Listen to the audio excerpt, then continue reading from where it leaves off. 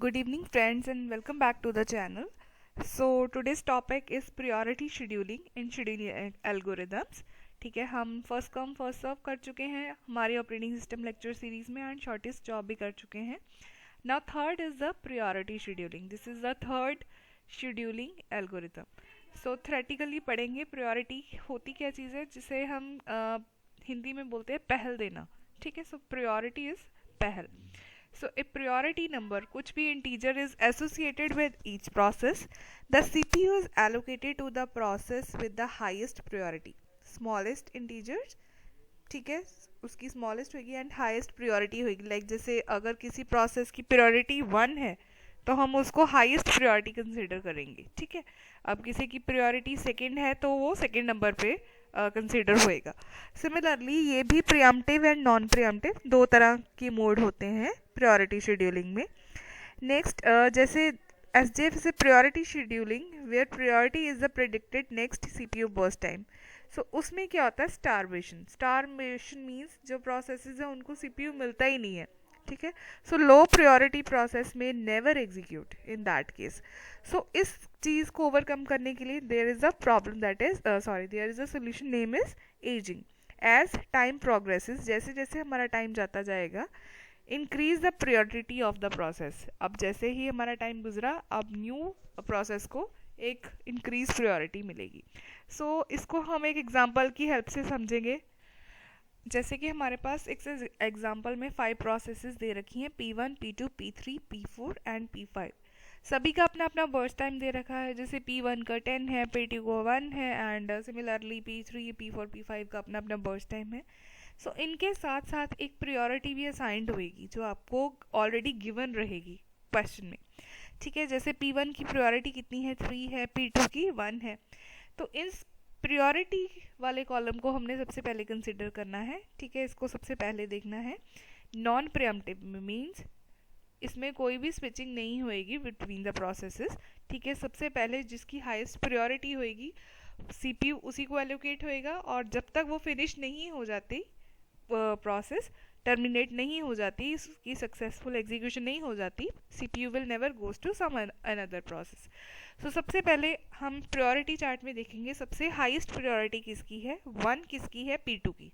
तो सबसे पहले गैंट चार्ट में 0 to 1 कौन सी प्रोसेस चलेगी, P2. 1 क्यों चलेगी, क्योंकि उसका बर्स्ट टाइम कितना है, 1 ही दिया हुआ है हमारे पास. ठीक है, सो उसको हमने चला दिया. This process will execute and finishes.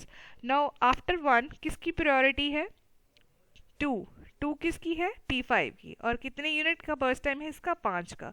तो ऑलरेडी हम 1 पे थे तो 5 का हम अगेन इसको ऐड कर लेंगे. सो इट बिकम्स 6. P5 भी हमारे पास यहाँ पे एग्जीक्यूट हो गई. ठीक है, तो ये वाली हमारी प्रोसेस भी हमारे इस पर्टिकुलर टेबल से निकल गई. नाउ आफ्टर सेकेंड प्रायोरिटी को हमने कंसिडर कर लिया. सिमिलरली थर्ड प्रायोरिटी किसकी है, P1 की. तो उसको हम चलाएंगे P1 को कितने यूनिट्स के लिए, 10. 6 पे हम ऑलरेडी थे, 10 इसमें ऐड करेंगे, then it becomes 16. After that fourth priority किसकी है, P3 की. कितने यूनिट्स के लिए है, 2. 16 plus 2 18. And the last is we have left with P4 with the lowest priority, that is 5, and unit is 1. So 18 पे हम ऑलरेडी हैं, प्लस 1 ऐड करेंगे, वी इट बिकम्स 19. सो इस केस में हमें सिर्फ एवरेज वेटिंग टाइम निकालना रहता है. सो इन सबको हम क्या करेंगे, वेटिंग टाइम कैलकुलेट करेंगे, like 0 + 1 + 6 + 16 + 18. So divided by number of processes. How many processes are there, total 5 processes. So waiting time of all the processes divided by number of processes, that is equal to 5, which is again equal to 8.2 milliseconds. So this is the example of non preemptive priority scheduling. Now again अगर इसको हम preemptive mode में लेंगे तो उस case में क्या होएगा, जैसे हमारे पास 3 प्रोसेसेस गिवन है, P1, P2, P3, उनकी प्रायोरिटीज गिवन है एंड उनका बर्स्ट टाइम गिवन है. सो सबसे पहले हाईएस्ट प्रायोरिटी किसकी है ये हमने देखना है, साथ ही साथ हमने अराइवल टाइम भी देखना है. सो स्टार्टिंग हम किस कॉलम को पहले कंसिडर करेंगे, अराइवल को. ठीक है। अराइवल में क्या होएगा, 0th टाइम पे कौन सी प्रोसेस हमारे पास आ रही है, P1। P1 यहाँ पे आई, ठीक है। जैसे ही P1 यहाँ पे आई तो उसने 1 यूनिट चलाया, ठीक है। सबसे पहले जैसे ही हम 1 पे पहुंचे तो हमारे पास एक ऑलरेडी P1 तो चल ही रही थी, 1 पे पहुंचे तो कौन सी प्रोसेस आ गई हमारे पास, P2, ठीक है। अब P2 आ गई, P2 का हम देखेंगे कि प्रायोरिटी कितनी है, 2 है, ठीक है। ऑब्वियसली P1 से तो कम ही है, ठीक है। 1 यूनिट हम इसकी चलाएंगे या 2 यूनिट्स भी चला सकते हैं, ठीक है। फिलहाल हम 1 यूनिट से ही चलाएंगे। जैसे ही हमने P2 की एक और यूनिट चलाई, ठीक है, यहाँ पे हम 2 पे आए एंड 2 पे और कौन सी प्रोसेस आ गई हमारे पास, P3, ठीक है। सो 0 1 2 जैसे ही हम 2 पे पहुंचे हमारे पास तीनों प्रोसेसेस यहाँ पे आ चुकी हैं, ठीक है। ये वाला हमारा अराइवल टाइम वाला कॉलम, ठीक है, हो चुका, हमने अराइवल टाइम देख लिया। अब हम क्या देखेंगे, प्रायोरिटी, ठीक है। तो प्रायोरिटी में सबसे हाईएस्ट प्रायोरिटी किसकी है, P3 की है। सो P3 हम यहाँ पे चलाएंगे, कितने टाइम तक चलाएंगे, जितना उसका यूनिट गिवन होएगा, ठीक है।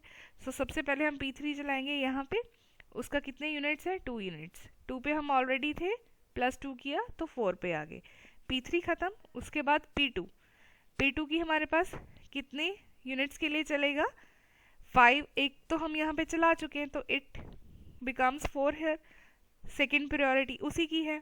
सो P2 हम चलाएंगे 4 + 4 विच इज इक्वल टू 8 है।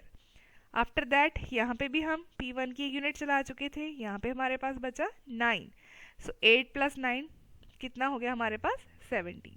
सो इट बिकम्स द 17 आफ्टर जैसे ही हमारी P1 कंप्लीट हुई है। Got it. Now turn around time, again same formula we have, completion time minus arrival time. Completion time हमने कैसे निकाला, P1 का 17 है हेयर, P2 का कितना है हमारे पास, 8 एंड P3 का 4, ठीक है। कंप्लीशन टाइम ये हो गया।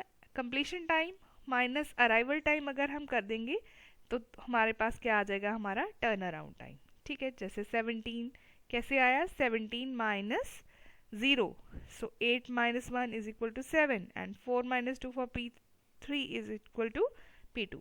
सिमिलरली वेटिंग टाइम कैसे निकाला जाएगा, टर्न अराउंड टाइम जो हमने अभी निकाला है minus burst time, turn around time minus burst time, that is 7, 2 and 0 for P1, P2 and P3। अब हमारे पास टर्न अराउंड टाइम आ गया है ईच एंड इंडिविजुअल प्रोसेस का एंड वेटिंग टाइम आ गया है, तो simply we can calculate the average turnaround time and average waiting time for these processes. So this is all about the priority scheduling algorithms for preemption and non-preemption mode. Thank you so much for watching.